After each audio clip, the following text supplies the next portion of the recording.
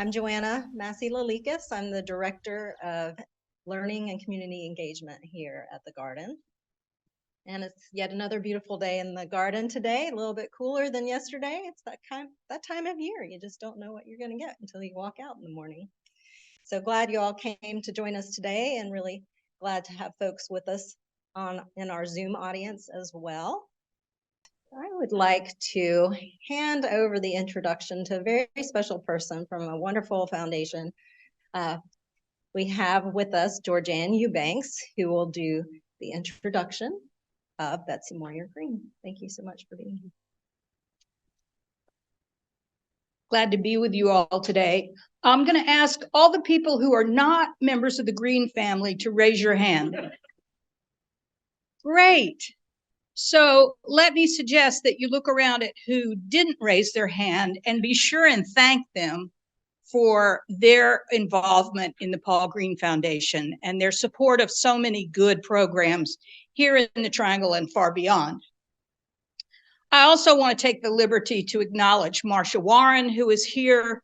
She directed the foundation for many years, and last night she was the recipient of the North Carolina Award given by the governor.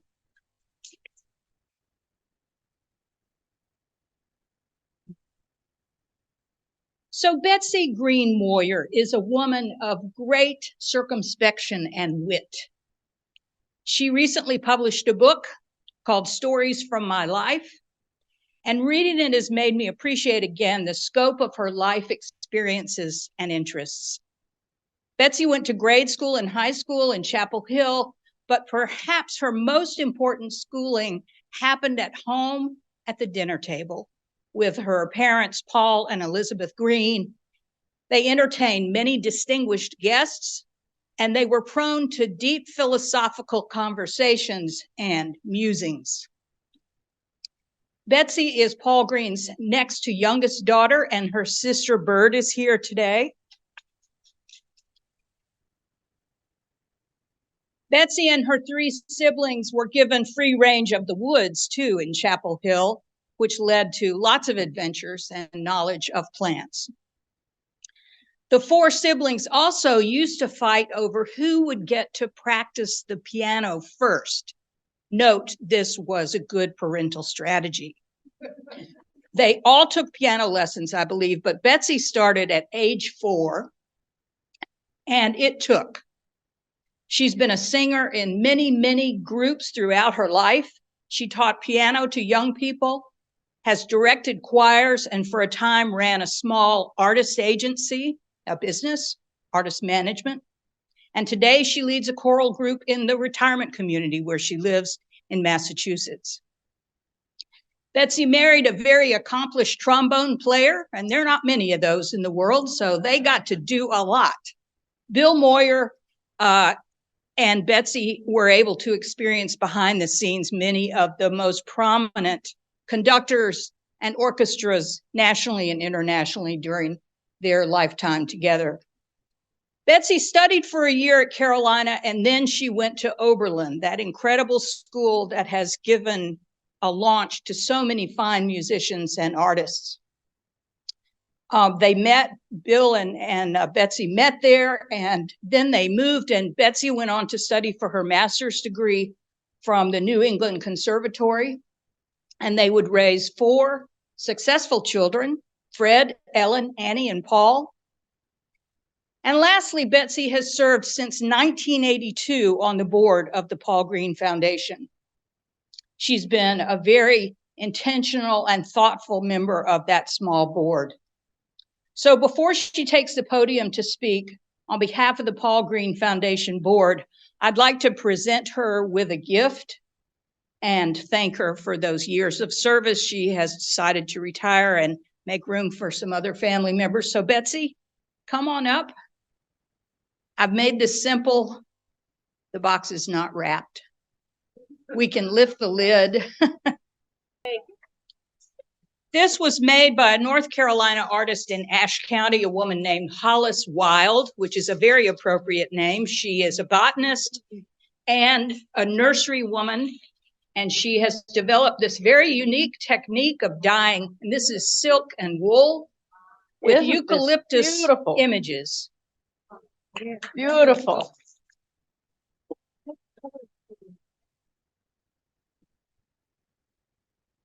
How does it look?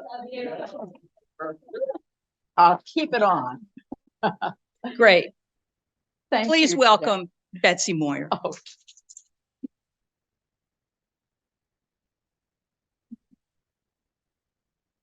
Thank you all so much for being here. Greens and non-greens, everyone, welcome. My talk is going to be divided. If I pull this down a little bit, is that all right, David? My talk is going to be divided in sort of three parts. One is going to be pure talk, and then I'm going to show some slides.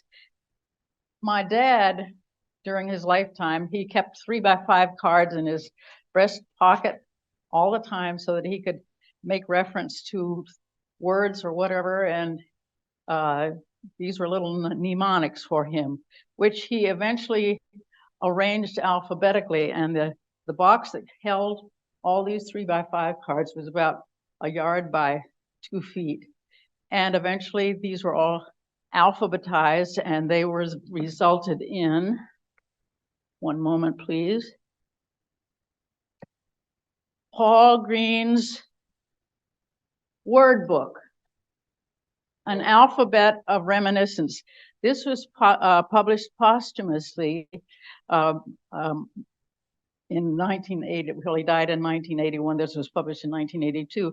And in it are many, many, many references to plants, shrubs, flowers, trees, and so on. And about 1995, I became smitten with the art or craft or hobby of photography. And I thought, wouldn't it be neat to go to North Carolina, take photographs of some of these plants and produce a book, which I did. Here's the book, Paul Green's Plant Book, which has my photographs and my dad's writing. It was a 10-year project. It was the most wonderful thing I ever did. I had more fun. I made 10 trips to North Carolina and took photographs of plants all over the state, mostly in Chapel Hill. But this has a genesis. Sorry. One day I thought, well, dadgummit, I'm going to do it. I picked up the phone, called the North Carolina Botanical Garden, and explained what I had in mind. And they said, well, you want to talk to Dot Wilbur. So I got Dot Wilbur on the phone and told her what I wanted to do. And Dot Wilbur was, I know just who you want to talk to. You need to talk to Ken Moore. So I called Ken. He said, I'd love to do that. Come on down. When's your first trip? And started 10 years, 10 trips to North Carolina. Every time I came, Ken Moore had a list of places we were going to go, the plants we were going to photograph. He knew the state. He knew where Pixie Moss grew, which is down near Fort Bragg. It's practically extinct now, but there's one little patch down there. Anyway, it was a labor of love, and I just loved doing it. And this is available.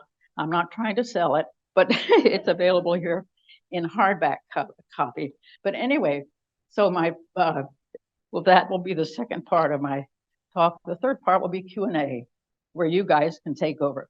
But anyway, I'll get started. My father, Paul Green, was a remarkable man.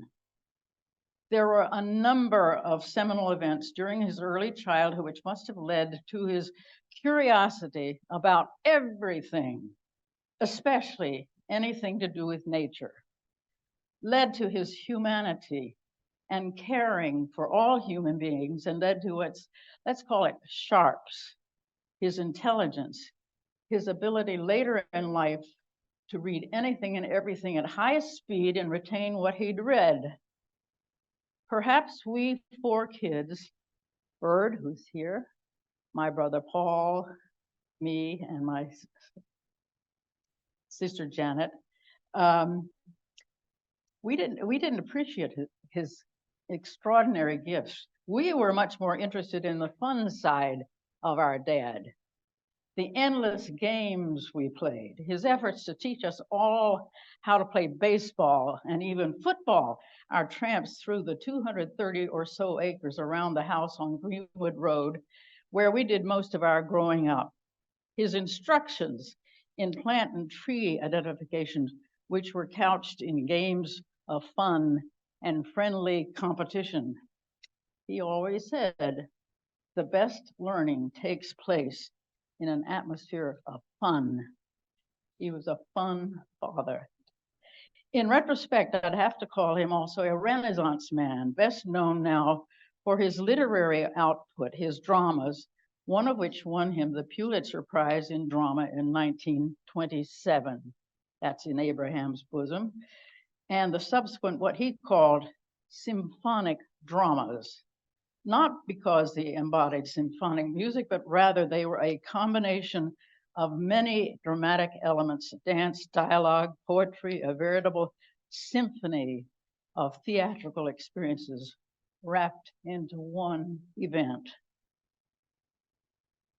He was born down in farm country, Lillington, North Carolina, which he dubbed throughout much of his writing the Cape Fear Valley, my valley people. My dad claims the person I learned most from, when perhaps he counted most, was a little Negro boy by the name of Rassie McLeod, his best childhood friend, the son of a tenant farmer on his dad's farm. Because they were too young to plow, their friendship began when they were only 4 years old. They spent many hours together roaming the woods around Lillington.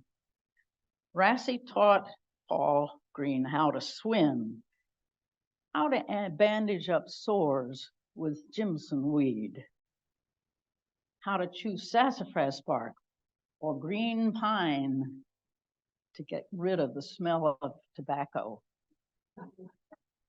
Dad was devastated when Rassie, at the age of 10, died of typhoid fever.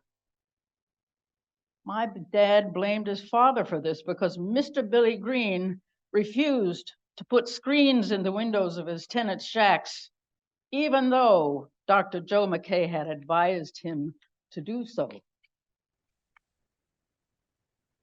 A rift between my dad and his father, I'm conjecturing here, but I can imagine if my father was the cause or possible cause of the death of my best friend, I'd have huge resentment against my father. I'm conjecturing. A rift between my dad and his father was perhaps one factor in driving him to become a voracious reader. For years, his family had only one book, the Bible, but he had read it through before he was 10 years old and was on his way to reading it again. He was identified by his family as the queer one, meaning in those days, the strange one, because he was frequently off in a corner, curled up against a wall, reading. Not that he didn't help with the farm in his later years. Yes, he did. In fact, one of his claims to fame was being the champion cotton picker in Hartnett County. And of course, he had his beloved baseball, which his brother Hugh and he pitched endlessly. Even during the First World War, they simultaneously had leave somewhere in France and were able to get together. About the first thing they did was find a baseball and go at it, as if no time or distance had passed at all. Of course, that has little to do with botany or Paul Green's fascination with nature, wildflowers, trees, shrubs, bushes, birds, turtles, whatever. But memorable experiences like that help to shape the man. My dad passed up a career in minor league baseball and also a full scholarship at Wake Forest University to enroll in the University of North Carolina, Chapel Hill in 1916. But his schooling was interrupted by World War I. He served in the U.S. Army Corps of Engineers for 3 years and returned to UNC in 1919. There, he met my mother, Elizabeth Lay, beautiful auburn hair, lovely person. As students, they shared many interests. Listen to this. They were both poets. They both loved nature. They both loved folklore. They even took trips together out in the country collecting stories from people. They heard so-and-so has a story about his grandfather, blah, blah. So they go off, tooting off to collect that story, walking the woods around Battle Creek. They shared a knowledge and love of wildflowers. My mother having the additional grasp by knowing all the botanical names. My dad only knew the folk names of these things. As my mother having as students in the dramatic arts department, so it is said, they did a lot of courting while painting scenery for the Carolina Playmaker productions. They married in 1922 and settled down in Chapel Hill. Following his winning of the Pulitzer Prize in 1927, other dramatic successes on Broadway led to a Hollywood career, writing movies for the likes of Bette Davis and Will Rogers. Now, these were Depression years, at a period when the industry that perhaps thrived the most was the movie industry, when every kid could spare a dime to go on Saturday afternoon to the picture shows. All of a sudden, my dad was quite wealthy by comparison with his neighbors. About 230 acres outside of Chapel Hill came on the market, and my dad bought it. In his diary, he mentions walking with the children back through the Battle Park. That's my sister Bird and me and Paul and Janet. He was an avid diarist and kept a diary or journal through most of his adult life. These journals are full of references to wildflowers and trees, not the botanical names, but observations about the bark or the number and arrangement or color of petals of a flower, the shape of the leaves. Greenwood, that's where we children observed firsthand his keen interest and knowledge of wildflowers, plants, bushes, trees, and these observations found their way, along with Indian and folk remedies and tales, into the 2-volume Lexicon of Southern Words, Paul Green's word book. I just showed it to you, an alphabet of reminiscences, last work, published posthumously. And those observations form the basis of my talk today, along with photographs I have taken of wildflowers during 10 trips to Chapel Hill some 20 years ago. Now, I'm going to stop along the way. I'm going to show you the flowers and reminisce with Dad about some of the wildflowers I encountered. So, there's my dad. Isn't he lovely? Such a jolly, sweet guy. And this is his writing cabin. He always had a house or hut or something away from the noise of us children, where he could write in peace. And this is the one that was down at the bottom of the hill behind Greenwood. It's now here at the Botanical Garden. Where is it? About over there. You can visit it. And the caretaker of the garden is here today. Karen, where are you? Anyway, there she is. So we'll start right out. Anyone know what this is? This is adder's tongue or trout lily. Perfect flower to tramp the woods or in one's springtime courting days. So did I. So did she.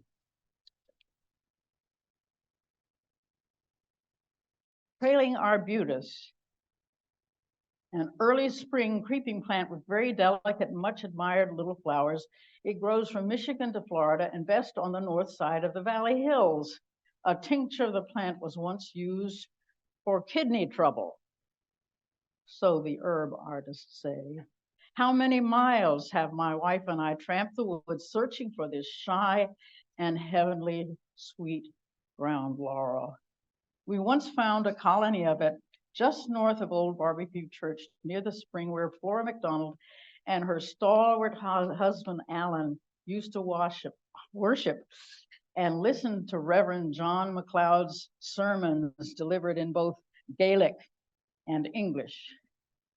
My wife and I have transplanted some specimens of it several times to our Chatham County farm, but have had poor success with it. Whoops. Artichoke. Artichoke grew very high, about this high, my dad says. The kind we grew was called Jerusalem artichokes, also earth apples, a popular watery tuber much used in the valley for pickles. The tubers are edible, nutritious, and very much prized by the Indians who enjoyed them as a succulent food, but I found no such value in them at all myself. And this, of course, you know, is the aster. There are many species of this wild weed. The pastures and wastelands are beautiful in autumn with its profusion of white, pink, and blue, flowers. I don't know if I can backspace, so I'll go on to the next one, bloodroot. This spring flower, with its pale lobed leaf and showy white blossoms, grows in rich open woods from March into May. A tea made from the root is supposed, like carrots, to be good for the eyes. Also good for nerves and coughs and colds. 2 ounces of this tea and 1 pint of alcohol made a fine stimulant for both babies and rheumatic old men. The babies were allowed 2 teaspoonfuls for a dose once a day. For the old men, they could suit themselves. In the latter case, I doubt the pint lasted very long. Now, believe it or not, this is the buckeye bush. Usually a shrub. A decoction from the bark was used in the old days for ulcers and toothache. I've never seen one large enough to be called a tree, but Messrs. Coker and Totten, those are familiar names to botanical garden people of the University of North Carolina Botanical Garden, reported that they found a buckeye in South Carolina, 20 feet high in its body, 3.5 inches in diameter, large enough to be called a tree. A buckeye nut or kernel is often carried in the pocket as a good luck charm. However, as a boy, I carried one for several months, but after a spell of what I thought was bad luck, I threw it away. Mr. Mack, the miller, said his mother used buckeye as a source of starch for clothes. Now, this is interesting. He had heard from old folks, too. He said that the Indians would pound the kernels into a meal, mix it with beaten corn and water, and throw the mush into the rivers and creeks. The fish would come up to eat it and would get drunk on it and would rise to the top of the water. And they were very easy to catch after that. There's the buckeye. I think it would make a lovely Christmas ornament, don't you? And here is the buttercup. Several varieties of this lovely flower, and all give a cheerful spring welcome into their yellow blossoms. The buttercup grows in meadows and pasture lands everywhere, and its bulb, if eaten, results in stomach upheavals and heart pressures, so the old folks say. That beautiful field. This is wild cherry. Now, next to the pine, the wild cherry is perhaps the most valuable of all medicinal plants and trees in the valley. Tea made from cherry bark, especially from wild cherry, was one of the best of home remedies and was good for the nerves, good for fever, scrofula, consumption, bad heart, and whatnot. Good for colds coughs, and any respiratory trouble. Here's a recipe for you. There are a few recipes in here.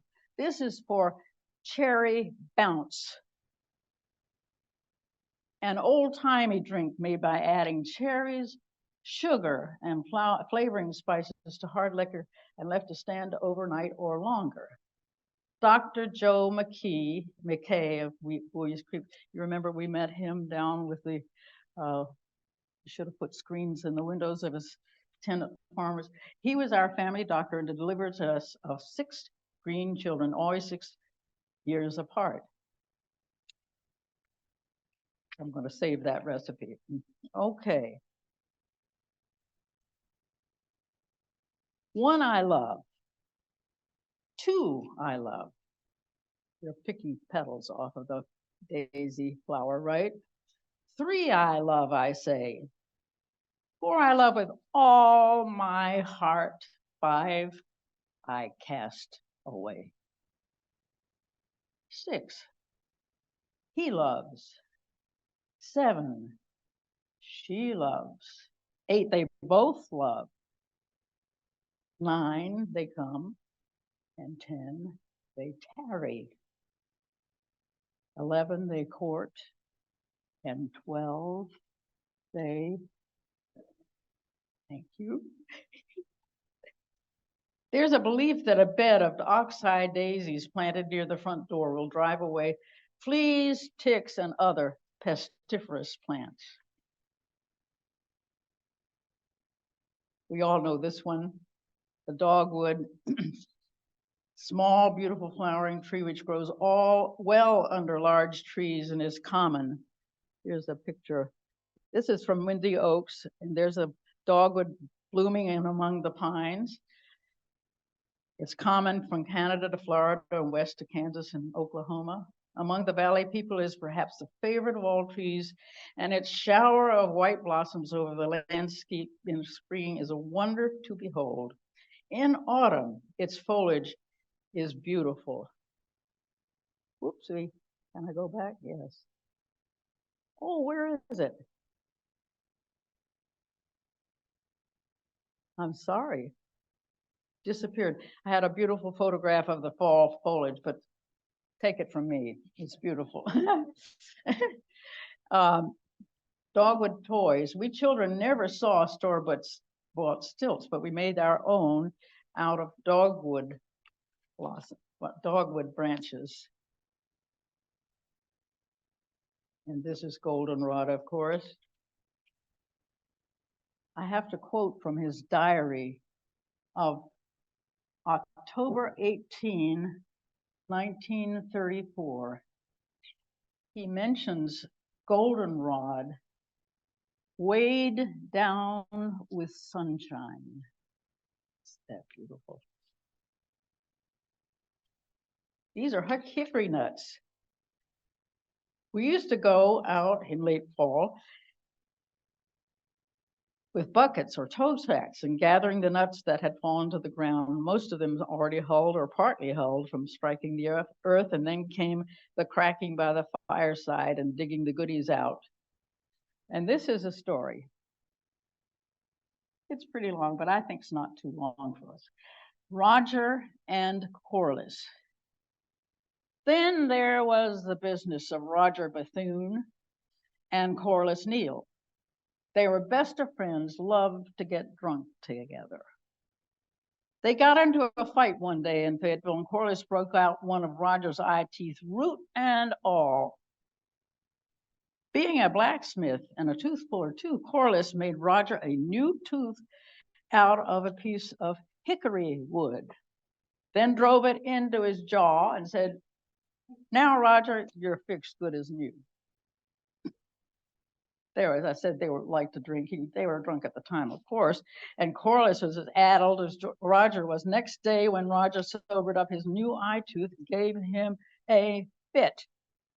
The dampness in his mouth had caused it to swell, and soon the side of his face was puffed out as if he'd been stung by a swarm of hornets. He was a looking sight, as they say in the valley. His wife took him to Dr. Bain, the dentist, nearly tore off his jaw getting the new eye tooth separated from him. Corliss had certainly done a good job. When the doctor let Roger loose, he went straight to the hardware store, bought himself a pistol, and went looking for Corliss. But some of their friends stopped him and persuaded him to give up the gun. From that day till he died, he and Corliss had no dealings with each other, though before they had been best buddies and loved to get drunk together. Now here's another. There's a so-called shagbark hickory, beautiful tree. I have two on my farm that must be 60 or 70 feet tall and 2 feet or more in diameter near the base. We all know this too. Holly, popular evergreen tree. It never grows as large or tall as the big oaks and pines, but I have seen a few with bodies 18 inches in diameter near the ground. In winter, when the holly berries are red, it is much used for Christmas decorations. We all know that. A decoction made from berries was for a long, long time used in the valley and elsewhere as a good medicine for coughs and colds.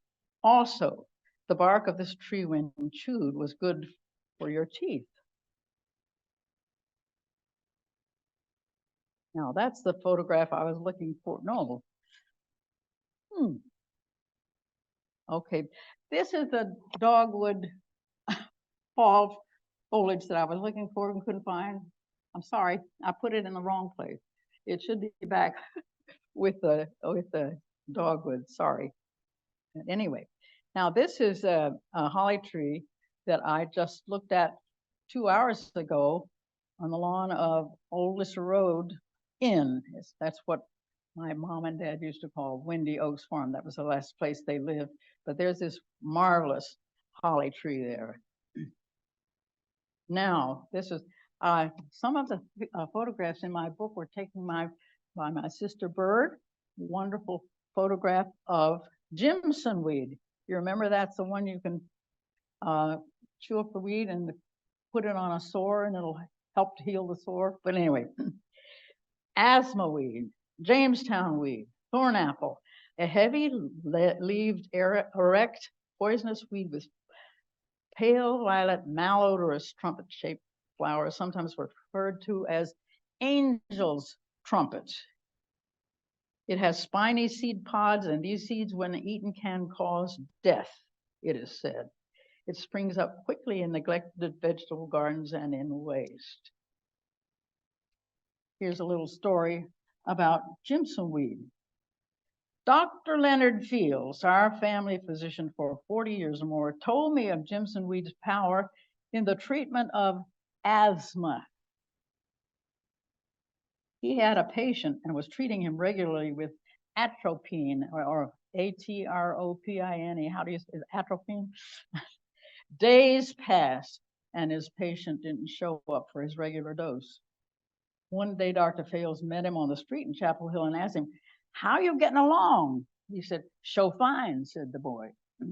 Then he pulled out a large, half-smoked cigarette.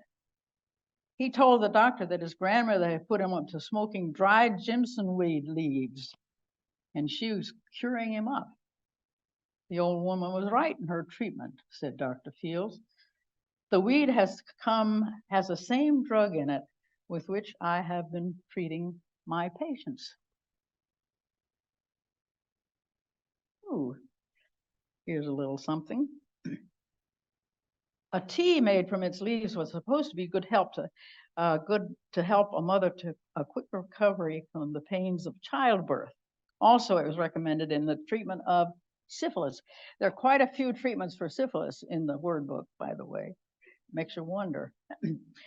Sometimes the warm leaves bound against the head were good for headache.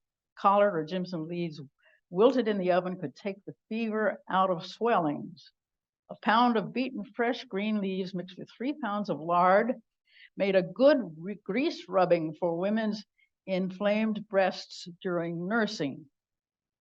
We children used to have great fun in the dusk of warm evenings chasing after the great tobacco moth that haunted the strong scented blooms of the Jimson weed.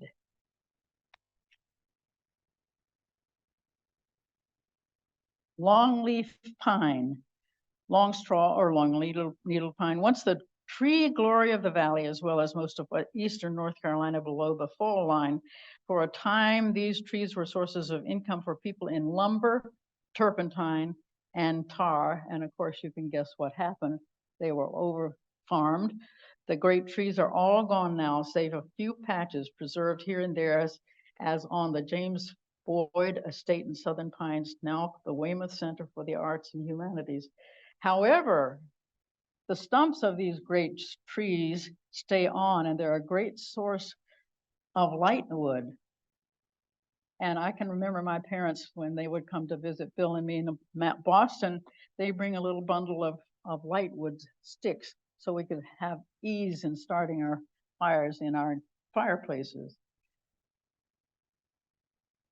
We use them often in place of lanterns and serenading, bird bindings, and possum and coon hunting. Anyone been coon hunting?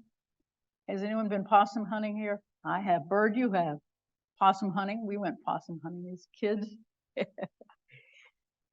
Here's a bough of the longleaf pine, long needle pine, and here is the bud.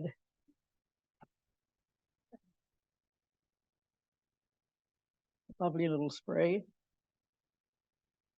Here's another of my sister's beautiful photographs. The magnolia, a beautiful and popular shade tree throughout the valley and the south. It has become a sort of cognomen for the culture, the beauty, and the old-timiness of the region. There's one, there are many of them growing at Windy Oaks, which is now called Old Lystra Inn. And there's the bud. The leaf was a kind of fetish, and there are stories about that, but they're long, so I'm going to skip over them. Here's mistletoe. That's the way it grows. This is mullein. This grows all over the place, and it has a very long, spiky blossom. Nutgrass. Anyone had to deal with nutgrass? It's impossible to get rid of.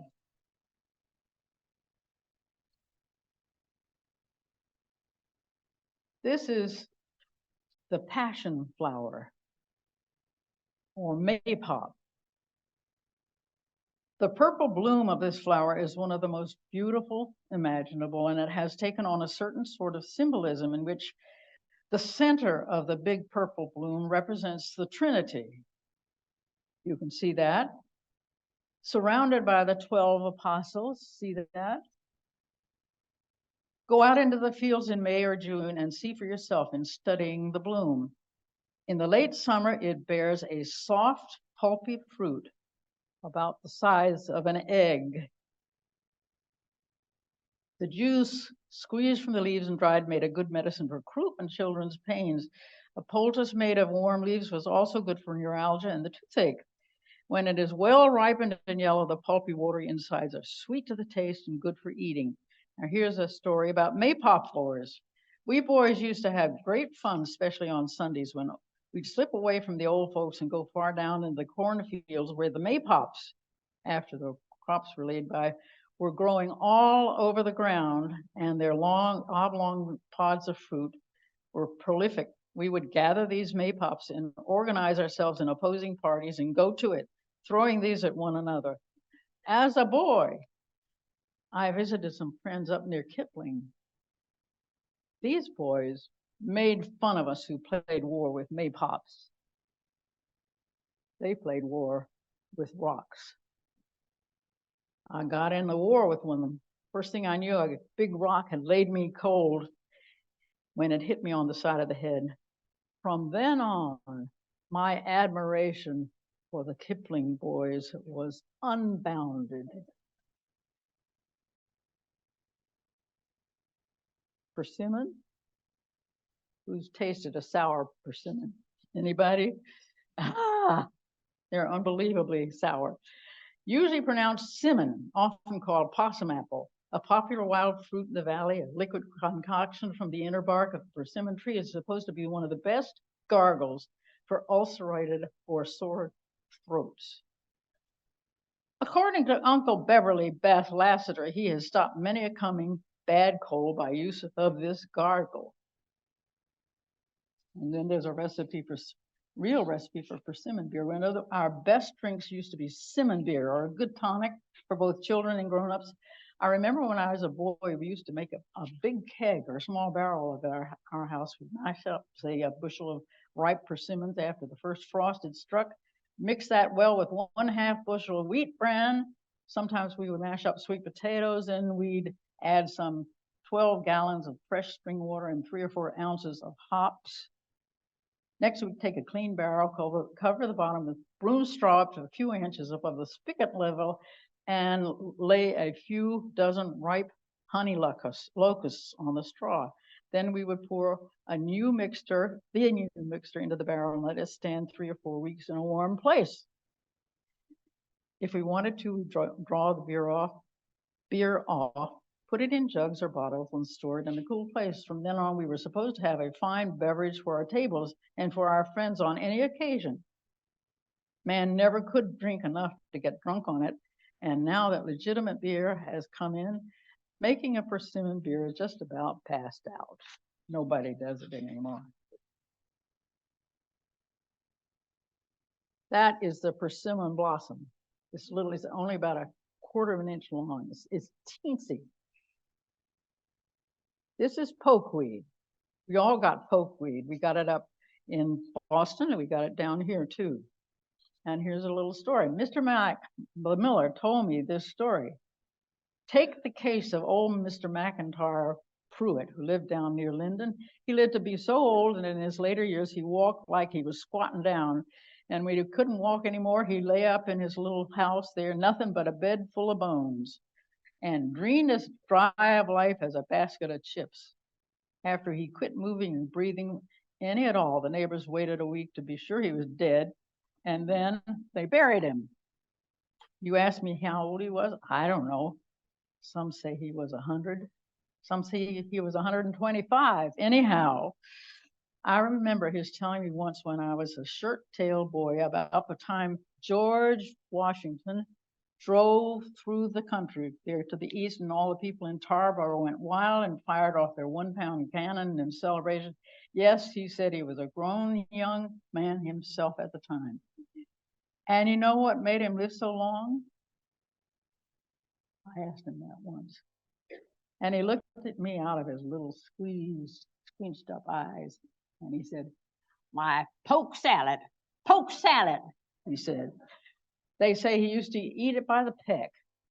Then in the wintertime, he lay up like a bear and drank cornmeal gruel made with water. Yes, sir, I recommend poke salad and meal gruel for these vitamin folks. Dang sight more sense in it, I fully do believe, and lots cheaper, much cheaper."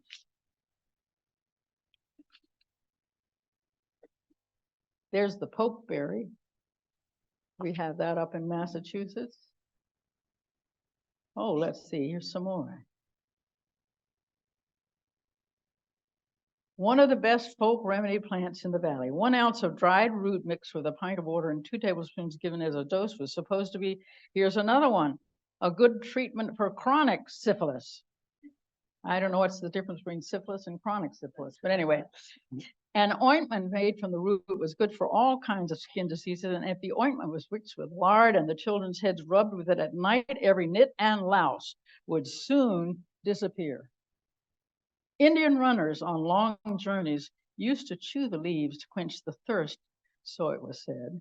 Pokeroot tea was especially good for hog cholera. Make a note of that.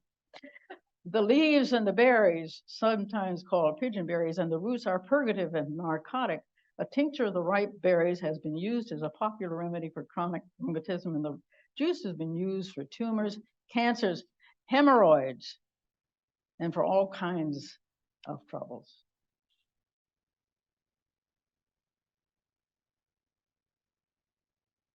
That is rabbit tobacco. Anybody tried it? It's terrible stuff.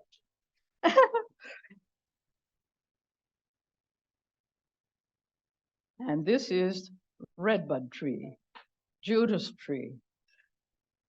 It seems there are many kinds of trees on which poor Judas hanged himself, but this particular one is the only one I know that has his name attached to it. It is a beautiful decorative tree, and in the early spring is one of the first to put out its shower of rosy blooms. I remember when I was a student at Oberlin, at spring vacation, I'd take the flight to Raleigh-Durham Airport, and always at that time of year, fly in, and there's the redbud and the dogwood blooming. Oh, what a show. It was just marvelous. Anyway, that's half of the show is a redbud tree. Now we come to sassafras. There's the leaf, there's the flower.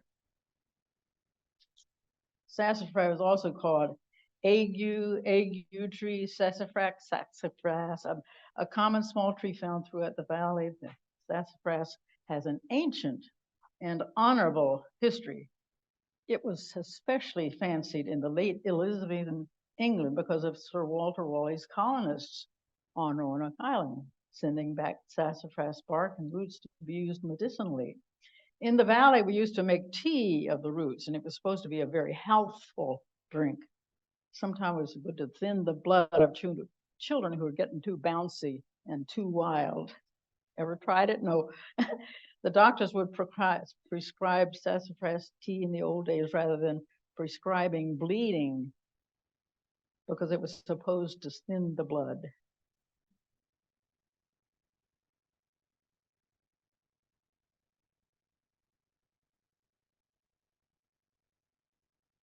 This is the swamp bay. What a beautiful plant. What a beautiful plant. One of the most decorated and beautiful trees growing in the valley is sweet bay. The sweet bay is seldom found in the upper reaches of the valley. The leaves, the berries, and the bark were good for poultices, sores, or swelling joints, and a tea made from boiling the roots was used for children's colic. The tea was also good for gallstones, liver, and spleen troubles. No need to go to a grocery store in the valley. I guess you could just find stuff in all your roots and leaves. And this is sweet flag. Now I have to tell you about sweet flag. The root is supposed to be good for all sorts of stomach problems. Tea from the boiled root was used to treat babies. Now here's a story. The story is, too old for old Miss Minty. I remember old Miss Minty, who used to come and stay with us on a visit, how she would carry some of the sweet flag root wrapped up in her old handkerchief. And sometimes as she sat by the winter fire, she would take out the root in her trembling hands, break off a piece, put it in her toothless mouth, and sit there, sucking it and staring peacefully into the fire. The root was supposed to be good for the preservation of the teeth and also as an aphrodisiac. Although too late to do old Miss Minty much good in either case.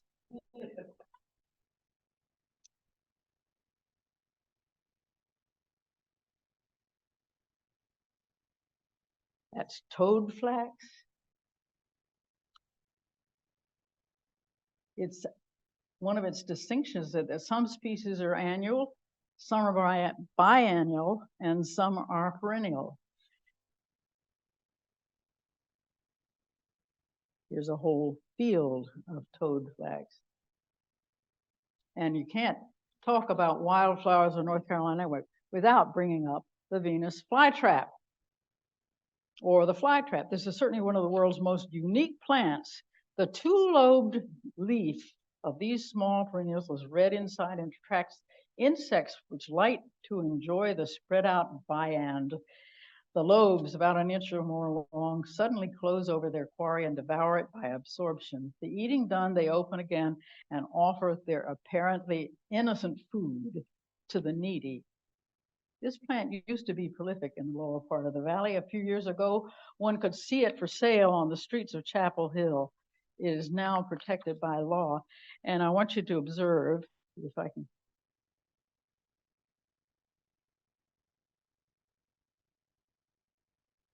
You see that? And that. Those are proboscis or proboscis of some innocent insect that has flown into the Venus flytrap, and the Venus flytrap is absorbing the insect, but the antennae are still there as a sign that I was here.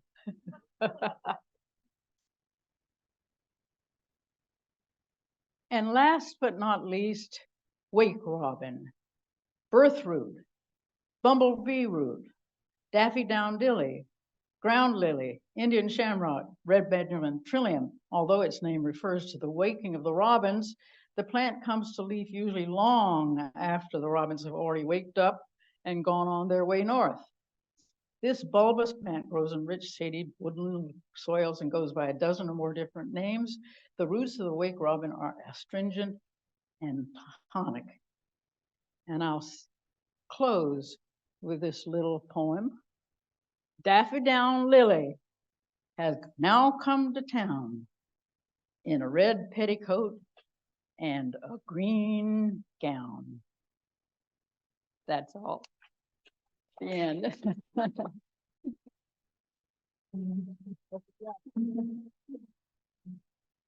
Well, thank you so much, Betsy. That was really lovely.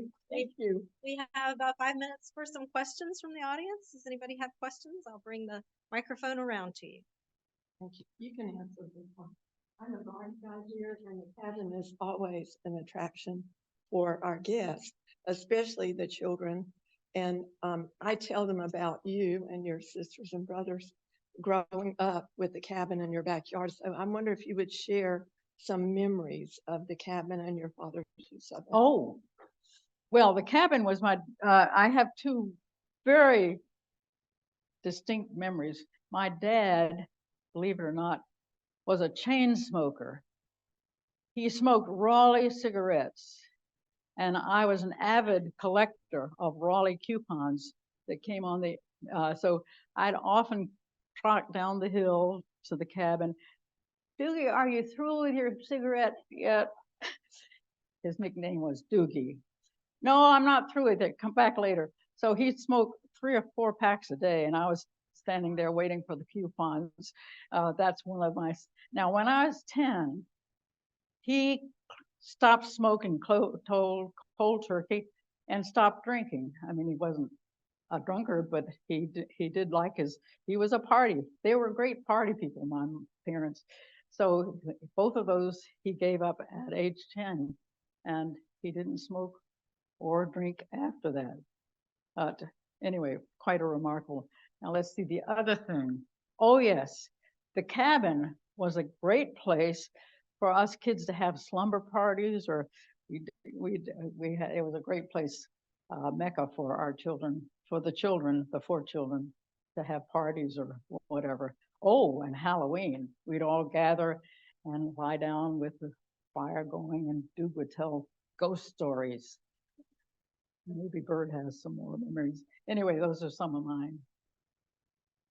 That was absolutely fascinating. It makes me want to hear more now. Is that just a percentage, a certain percentage of what he wrote about flowers? Do you have a second or third book? It's 2. His book was 2 volumes long, about 1,200 pages. So that's about a minuscule 1/10 of a 1/10 of a 1/10 of a percent of a book. Yeah, mine. I hope you keep going. That was wonderful. Thank you so much, Fred. Appreciate that. Thank you. One more question in the room?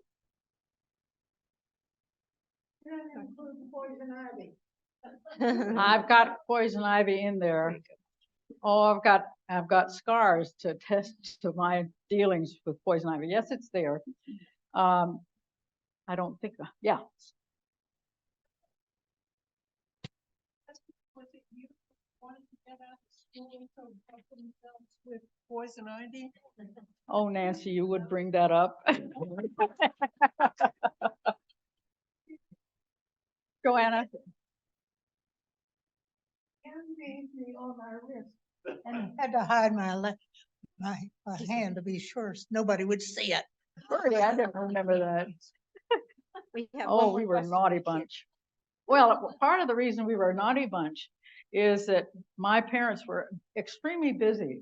My dad was always writing or dictating. My mother was always transcribing what he had been writing.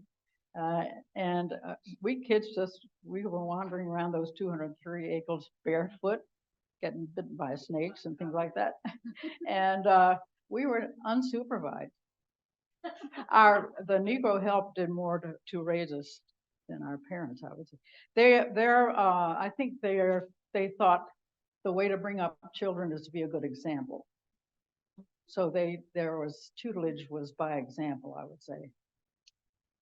Besides giving us piano lessons. Betsy, I was going to say that that book is no longer available. However, UNC Press has reproduced it now. So if anyone wanted the word book, it's in 2 volumes, and it's not hardback, it's a softback, but UNC Press has that available. Wonderful, Marcia, thank you. And thank you. Here it is in its virgin version. But thank you all so much for being here. Thank you, Betsy, for being here. Thank you all too. It was really our honor and privilege to have you join us today. We really enjoyed your presentation. And we do have some of these, thanks to Betsy, in our garden shop if you're interested in the plant book. So. That has a lot of fall green. Yeah, definitely. All right, thank you all so much. Here. Now go and enjoy this lovely day.